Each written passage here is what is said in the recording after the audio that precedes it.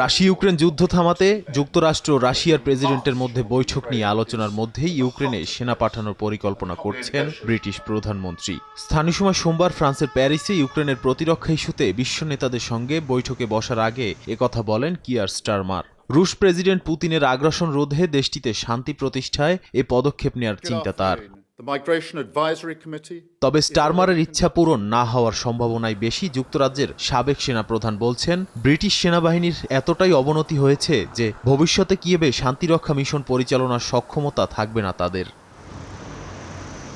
Ukraine ইস্যুতে ইউরোপীয় নেতাদের জরুরি বৈঠকের মধ্যেই এবার যুদ্ধবন্ধে করণীয় ঠিক করতে মঙ্গলবার সৌদি আরবে বৈঠকে বসতে যাচ্ছে যুক্তরাষ্ট্র ও রাশিয়ার প্রতিনিধি দল। ইউক্রেন যুদ্ধ নিয়ে আলোচনা হলেও সেখানে কিয়েভকে আমন্ত্রণ জানানো হয়নি বলে দাবি করেছে জেলেনস্কি প্রশাসন।